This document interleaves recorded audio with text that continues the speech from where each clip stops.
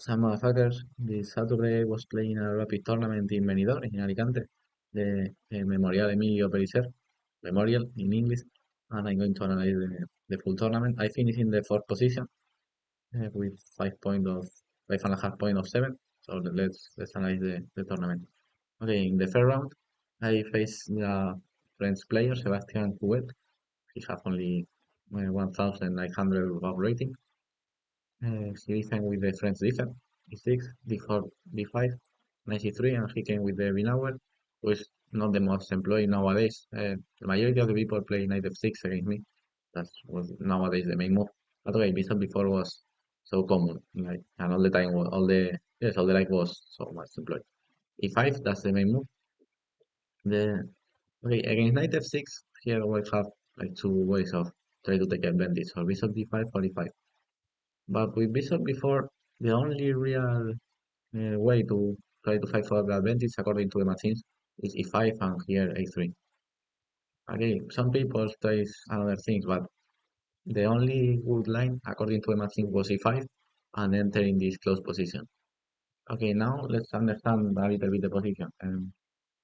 Black have hit his good bishop and keep his bad bishop just to double the to double the white pawns. And white have now white line is going to be used to be queen g4, attack e7, and try to attack in the king side and just attack in the king side. Now white have ah, black have the advantage in the queen side thanks to this pawn. White have the advantage in the king side thanks to this pawn. So now we're going to see that white game is going to be focused into the king side. And here my opponent make a it's not a huge mistake, but it's a bad move with queen a5. Sorry, with c4. Sorry, c4 here is so strange because you are close in the position, and this doesn't look that black should play like this. Black main move was 97, and here I employed h4 in some games, but queen g4 is my favorite move. Is the best. I have one video in the channel analyzing a game with h4, but queen g4 was the main move. And here black or can defend the pawn in so many ways, or g6, king f8, um, knight d6, sorry, knight d6, knight f5. But the main line was, or of course simply cancel, but in all of this line, white is going to attack in the king side or with h4, h5, sorry, or knight f3, knight d5, this type of things, bishop d3. But the main line here was queen c7, sacrificing this pawn. And after take, rook d8, queen takes, now black have many counterplay in the center with d takes d4 or with knight c6, and the position is not so clear. So that's the main line of the position. Or queen e5 was another possibility to try to play more a close game. But now I have, like I told you, the white plan is always going to be just attack the e7 pawn. But my opponent, instead of that, he decided to close the position so early with c4. I don't like this move because now black have no counterplay in the center with c takes d4 and knight c6, and now white is free to just attack in the king side, and black have no counterplay in the center. And of course here black should just defend the pawn with g6. Okay, and now we are going to analyze a little bit this move, but my opponent plays 97. That the problem on 97 is just I can take here rook g8 and queen e7, and the difference with the other position that I saw that black sacrificed the pawn, the two pawns, that in this position the center is open. So now black can attack the center of with knight c6 or with c takes d4. The problem is that here for black the center is closed, so black have no counterplay in the center. So this is just a two pawns up. Black have zero counterplay and I just win it in 9 moves. So, okay, later we're going to see a fast game, but I'm going to show us how to play against g6, who is the best move here. Okay, here, h4, threatening h5 looks the best move. Now, okay, if black allowed h5, we are going to just push the pawn and white is completely winning. If g5 looks strange the move, because you can just remove the queen maybe to f3 or to e2, I don't know how many moves looks fine here, or queen f4, all the queen moves looks fine here. But the principal idea is just place a knight on g5 and break on g4. And the problem is that it's so easy to break for black. You can just play your bishop e2 g4, then break on h5, and all the breakthroughs on the king side benefits white. So for that reason, I must analyze the move h6. And after that, the problem is that f4 preparing h5 is not possible because h5 and now your bishop is closed, which is not so good. Sorry. If h5 with typical g5 and f4, this is the typical breakthrough. Black here have a surprise with f5. Very good if he takes and knight f6, and black is slightly better here.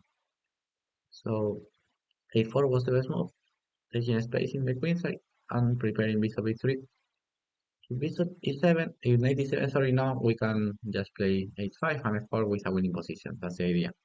So black should develop the rest of the pieces first. Knight c6, here knight e2, bishop d7, and here I like queen f3 because the queen is bad on g4 because mm, after some h5 is under attack, after some f5 is under attack, and now on f3 the g4 pawn is the g pawn is free to advance to f4 to g4. Queen e3, bishop a3, and now black should defend first the f7 pawn. If he doesn't defend the pawn, we can just take the pawn. And knight d4 fine, but now king d2, typical move, defending the c3. And here white is fine. So black should defend the pawn. And now we can continue our development with g4. So long castle, and now bishop d6 was an option, but the problem is that here we give black the option of sacrifice the rook on d6. So maybe I prefer a little bit king d2. And then the following moves are going to be bishop d3, maybe king e3 later, and then can push this pawn. Bishop d6 was always useful. That's the white plan in this position. That's the best placement of the pieces. And the bishop on a3, the pawn on e4, go back with the queen to f3 to then go to e3 to campus the g pawn. The king on d2 was so placed, the knight on e2, and this bishop goes to h3. That's the correct development of the pieces in this position. But okay, let's return to the game. My opponent just played 97, and here I just break off course the pawns, and he have no counterplay. Queen a5. Here, bishop d2 was moved. I was thinking about knight d2, but I prefer the knight on f3. And the bishop on d2 make a good job because defend this pawn. Here, and apart is attacking to the king side, so this bishop is well placed on d2. Knight c6. Here, knight f3. Bishop d7. I finally push h4. Long castle. And here you should be careful without not play h5 so fast because here black have knight f5 trapping the queen.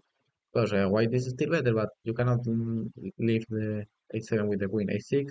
And now black have rook df8 followed by rook h8, so you should play g4. I was thinking about these lines in the game, but I don't see necessity of entering all of this. Rook h8, take. And okay, white is slightly better here, but it's not so clear. I was thinking about that during the game, but I prefer to just go back with the queen e6, queen e4, just king d1, the king is a good defender here. Let's see that black have no plan, and only can move the queen, but and yeah, and some moves ago I just played. I don't remember the rest of the game, but I just played a7, bishop a6, bishop d7, knight d5, and he finally resigned because he lost all his pieces. And in one moment when he attacked my pawn on my c3 pawn with king d2, I just defend and fine. So easy win to start the tournament. I'm going to make separate videos to analyze this game. So let's see the second round. Bye bye, motherfuckers.